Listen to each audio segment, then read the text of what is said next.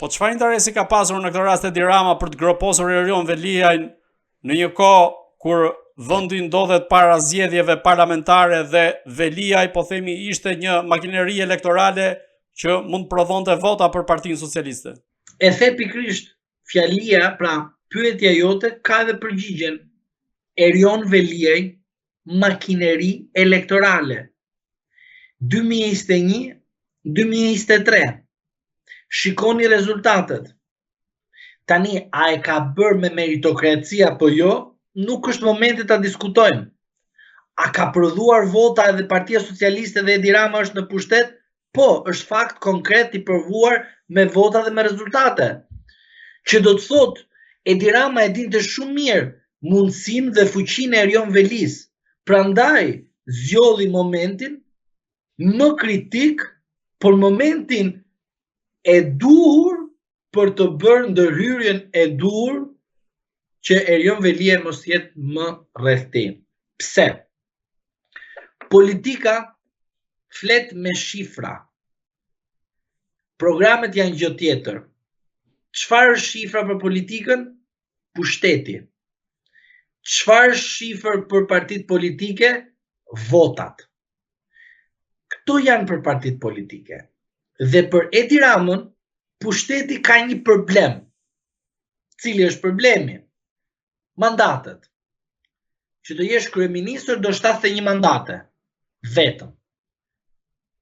Që do të thotë Edi Rama e bëri gabimin, po e bëri pse? Se nuk thot që do të jem gjithmonë në pushtet. Pavarësisht çfarë thot, letra ka vajtur me 71, me 75, me 80, me 65 edhe koalicion. Detyrat i mbarove, ktheu në opozit. Vazhdimi në qeveri dhe konsumi të dëmtojnë ty. Partinë Socialiste e ka dëmtuar, nuk ka çfarë t'i dëmtosh më.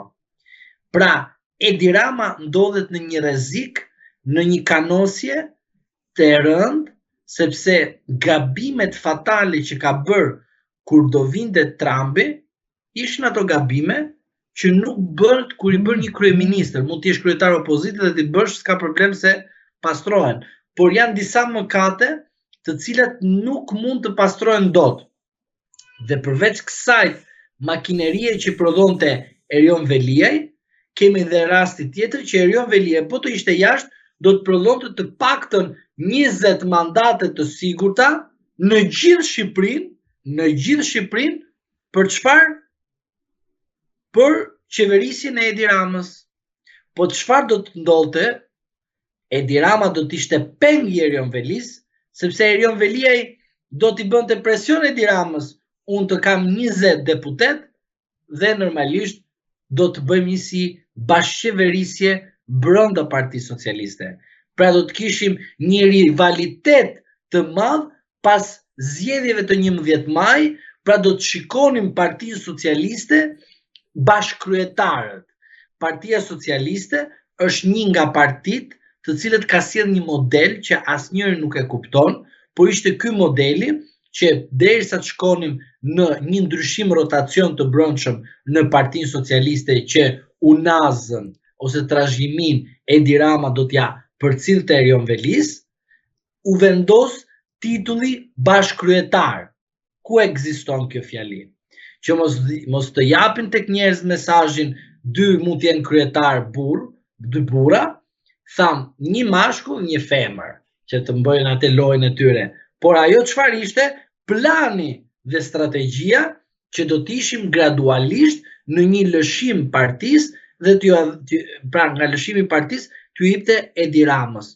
Duke qenë në këtë situatë Edi Rama tha, më mirë të rishikojmë ose më mirë të risjellim në vëmendje popullit ton 1976-ën, që prokurori ishte mbi gjithçka dhe armiqt politik shkonin o në Këshillin e Lagjës o në pushkatim.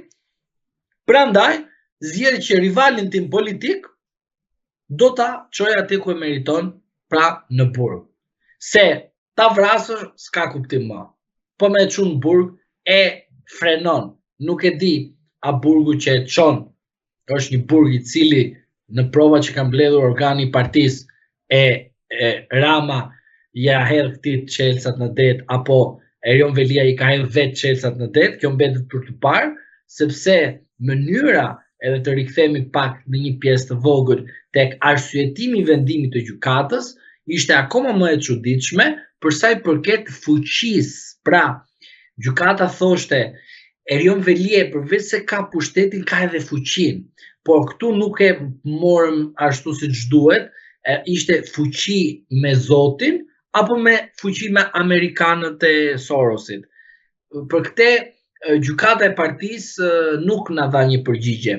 Dhe kjo, për sqarim të opinionit publik, kur them gjykata e partisë, duhet kuptoni të dashur miq, që unë nuk është se kam qendrim për Erion Velin, që mos të kemi në i keq kuptim, por për mua reforma në drejtësi prodhoi gjyqtar noter dhe jemi në një kushte, ose më jemi në kushte të vështira të kuptojmë në këtë situatë kush është gjyqtar, kush është prokuror që i nënshtrohet Kushtetutës së Republikës së Shqipërisë nenit 145 dhe jo Kushtetutës së 1976.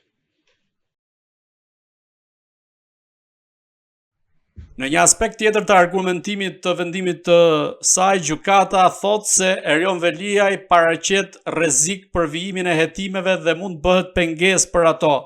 A paraqet seriozisht pengesë për hetimet nisur edhe nga përgjimet që kanë dalë së fundmi në media? Përgjimet për Erion Velin më kujton që prokurori do të shtrylli të pandehurin jo vetëm në arrest në burg, po edhe brenda burgut ta bëri sapun. Këto janë, do thoja, gjërat shumë të dhimbshme dhe mënyra se si prokuroria sillet me Erion Velin është shumë me tmerrshme. Pra unë kuptoj që ka një ego personale. Përtej asaj që ne flasim ego profesionale për të pasqyruar ose po mirë për të prezantuar veten që je një prokuror profesionist. Dhe mënyra se si u lançua rasti i tij, por edhe përgjimet që pati gjatë kohës që ishte brenda, është akoma më e tmerrshme, sepse ajo tregon qartasi mllefin jo brenda Partisë Socialiste, por mllefin që ka dhe brenda drejtësia e reformuar nga Partia Socialiste. Kujdes. Pra, nuk flasim amerikano, kinezo, turko, afganezo, që janë këto me radhë. Flasim që kjo reform, këta plepaxhi që i them unë, këta si thonin kur plepaxhi, a i thoshte koleg, këtë tjetër i thoshte lavatrice nga mes deri në darkë, a i tjetër lavazh djathtas majtas, Carlo e të tjerë me radhë, Mero dhe të tjerë, lavatrice nga mes deri në darkë, lavazh, spago i mirë, ju duam, jeni dashuri, futën burger i lirë metën, e meritonte, kishte dhunë jashtë në rrugë, zero dhunë, asgjë s'kishte, që kishte. Ç'a ndodhi me Sali Berishën? E meriton, ishte janari nga mes deri në darkë. Ç'a i bënë në Sali Berishës? Ti je kriminal, piramidat, vrasje, djathtas majtas, dhe i dhanë spakut ka shumë forcë, fuqi, dhe vetë spaku nuk e dinte që ishin të fortë.